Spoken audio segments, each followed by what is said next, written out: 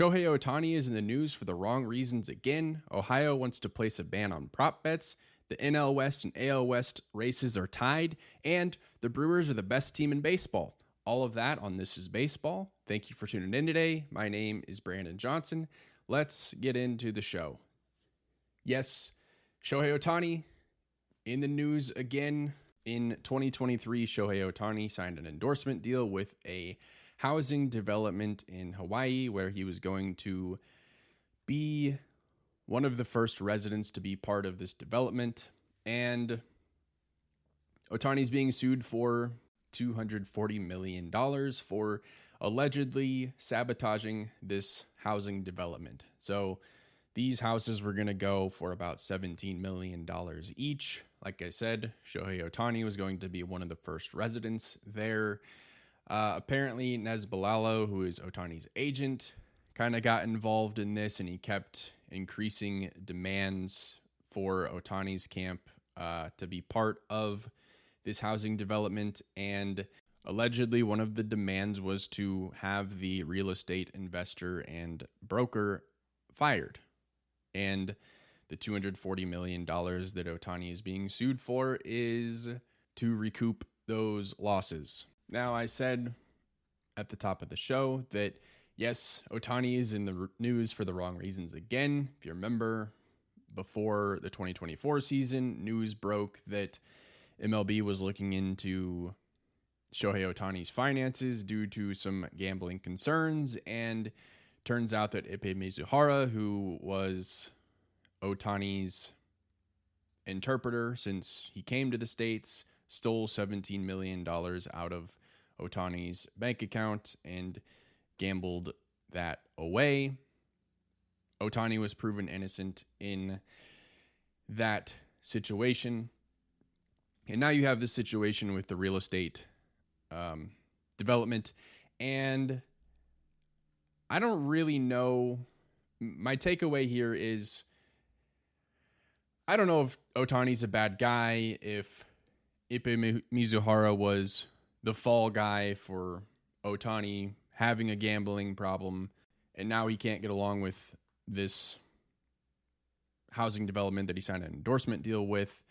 That largely seems to be from the agent's standpoint, Nez Balalo, not necessarily Shohei Ohtani. So my thing for Shohei Ohtani is I think he might just not be surrounding himself with very great people and maybe needs to do a better job of vetting who he's around. I think there's a situation where maybe Shohei Ohtani is a nice guy and maybe a little bit too trusting, and his former interpreter, Ippei Mizuhara, took advantage of that, and Nez Balalo, his agent, is maybe taking advantage of that as well. And I think it might be time for Shohei Ohtani to take a little bit more of control of some of this stuff and reevaluate who he is spending his time with.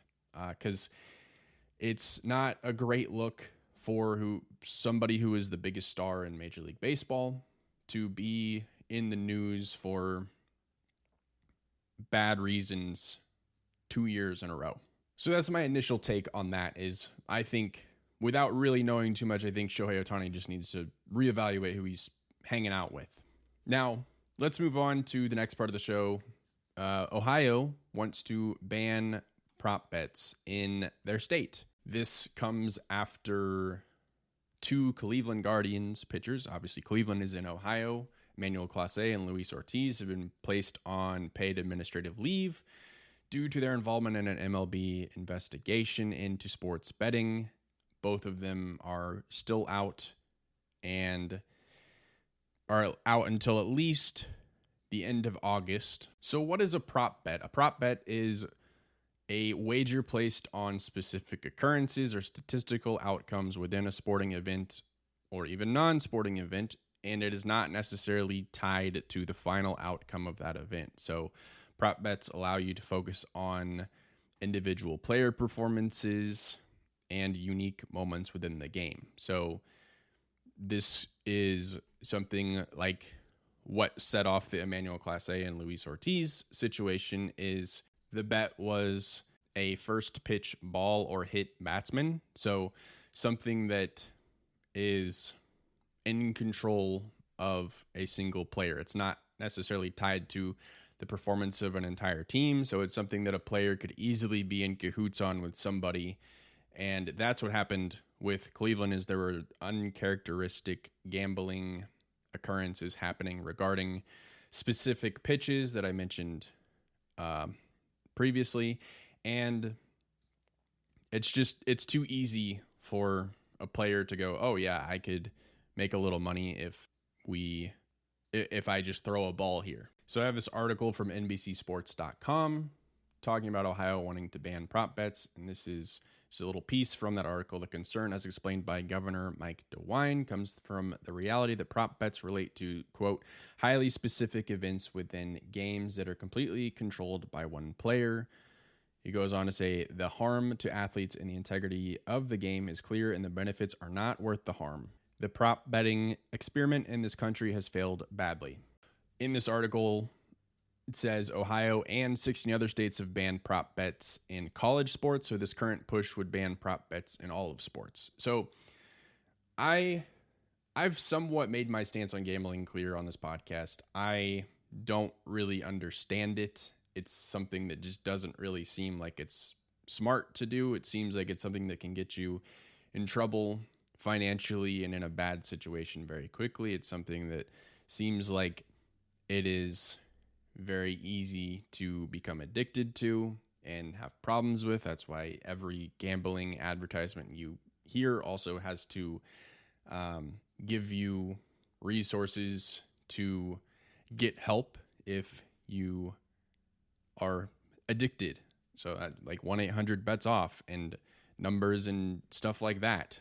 I mean, in my opinion, you might as well just throw your money in a fire pit if you're going to gamble it away anyway. But one of the big points of Ohio Governor Mike DeWine was the integrity of the game is the trouble here. You have these prop bets specifically, and really you could use any gambling scenario that you could fix or manipulate an outcome. But if you have the prop bets that are specific to players, that's where it gets iffy, because if those players are aware of those prop bets, they could set up something on the back end and benefit from that one way or the other. I also think another reason that prop betting is something that should be banned is, I talked about it a few weeks ago, the harassment that these players get from fans or gamblers, bettors, whatever you want to call them,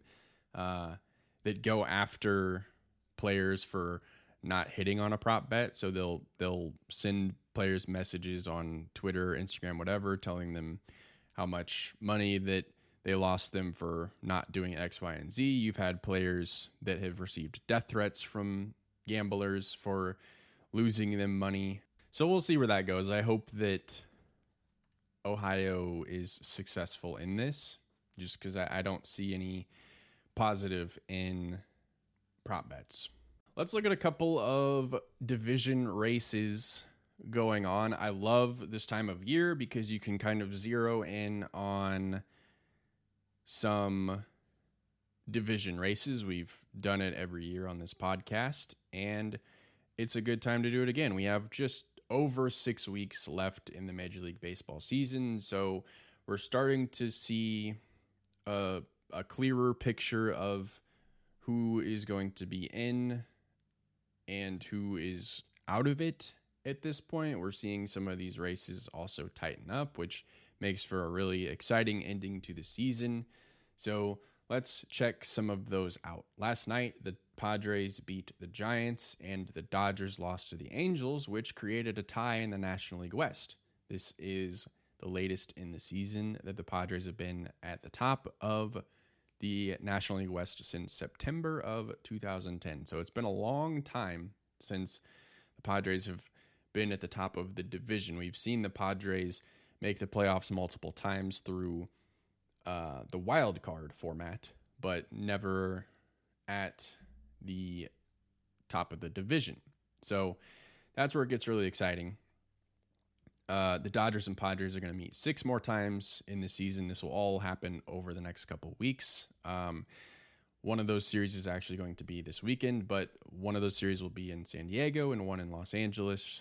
The Dodgers, though, they're in a bit of a skid right now, which has been beneficial to the Padres.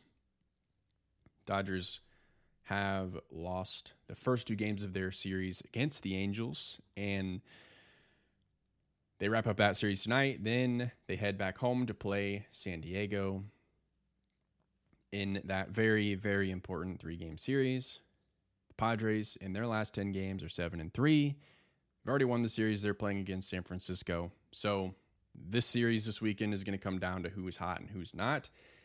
And I have a feeling that the top of the NL West is going to look different when we check back in on Monday.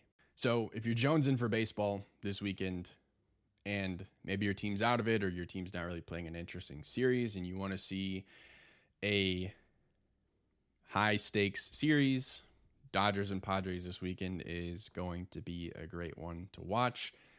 The Padres trade deadline aggressiveness has paid off significantly, and they're right there. And I've said it this season a lot. I am shocked that the Dodgers are not running away with the National League West.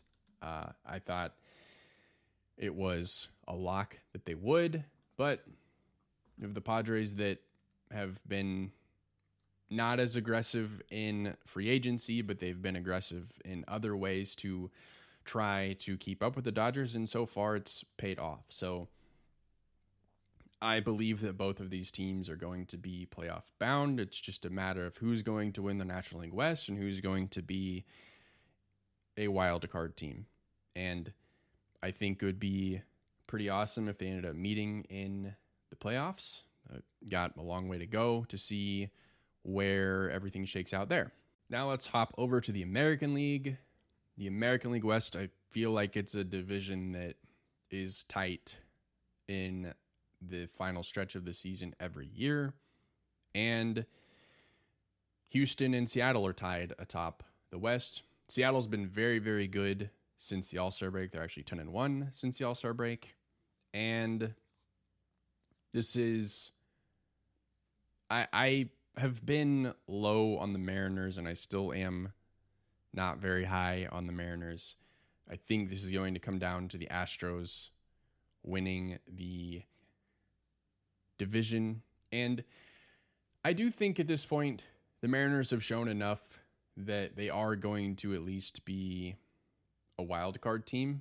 I think that the Mariners have shown that they have the staying power, and you've also seen other teams that are in the wild card race just not be able to put it all together at one time, where the Mariners have just kind of stuck with it. And the interesting thing here is Mariners and Astros only face off 3 more times, but it is going to be in the last week of September, so it's going to be, should they stay neck and neck like this, it's going to be a pretty pivotal series potentially. So we will focus more on that as the dates get closer, and even if the race stays as tight as it does. But a couple of good races in both West divisions. Now, I want to close the show and talk about the Milwaukee Brewers, because I'll be the first to say, I feel like every season I try to say that the Brewers are done, and this is finally the year that they're going to fall off of the top. And they just continue to stick around and stay in contention. The Brewers have the best record in all of Major League Baseball by 5 full games. And more importantly, they have a 7.5 game lead in the NL Central over the Chicago Cubs. Chicago Cubs were the team that was supposed to come out and win the division and was in the lead through much of the season, but Milwaukee's been pretty fantastic. They've been on multiple 10-game winning streaks this season. They're currently on a winning streak right now. So let's just kind of look at the Milwaukee Brewers and see what's going on with them. So since 2008, the Brewers have made the playoffs 8 times. Likely will be 9 times, barring any major collapses this year. If the standings stay how they are right now, this will be the 3rd year in a row that the Milwaukee Brewers are NL Central champions. So when you are in a division with the Cardinals and the Cubs, and you have the staying power that the Brewers have shown to have, I think you're doing something right. Now, of those 8 postseason berths, 6 of them have come under the leadership of Matt Arnold, who is their GM. He's been with the Brewers since 2015, but he's been GM since 2020. He actually won Executive of the Year last year. And last year was really supposed to be kind of the year that they took a step back. If you remember, after the 2023 season, Craig Counsell was the hottest name in baseball as far as managers are concerned. And Craig Counsell left Milwaukee and went to the Cubs and is doing a fine job in Chicago. But that meant that Milwaukee had to fill the void of Craig Counsell, and they put Pat Murphy in the position of manager, and they have not skipped a beat at all. He's traded names away, Matt Arnold has, like Josh Hader and Corbin Burns, and has made everybody think that, oh, they're going to be rebuilding, they're going to go back into their hole, and they just continue to be successful. And I think when you look at a small market team, they are kind of that model franchise right now. What are the Milwaukee Brewers doing? You know, if you're the Guardians, if you're the Royals, if you are the Rays, if you're the Pirates, if you're a team like that, I would be looking at seeing what the Milwaukee Brewers are doing and emulating that, because I look at this from a Royals scope because I'm a Royals fan, and I think I've done this exercise with the Tampa Bay Rays as well. I go, okay, would I rather have all of these playoff berths that end in heartbreak, or would I rather have the 2 playoff berths, now 3 with the Royals over the last decade, but at the time, would I rather have the 2 playoff berths in back-to-back World Series appearances and a World Series championship over going to the postseason 8 times and soon to be 9 times since 2008 and not have any hardware to bring home? I think it's tough. I think you could make an argument for both. I will say I would have loved for the Royals to not go dormant for 9 years after winning a World Series. I do think, though, speaking of the Royals, that they're past just being a team that's going to be a perennial basement dweller with the new ownership and mindset and front office philosophy that they have there. But it's always just a fun exercise. You know, would you rather have 1 World Series and 1 playoff berth, or multiple playoff berths and nothing to show for it? But it's very cool to see what the Brewers are doing, especially in a time where big markets are kind of supposed to dominate, and you have a small market that's like, no, we're actually the best. Thank you, though. So I just want you to hear it here first. If the Royals don't make the postseason, I will be jumping on the Brewers bandwagon this October. So if you want to join me, be happy to have you. That's all I have for this edition of This is Baseball. Thank you so much for listening. I will see you next week.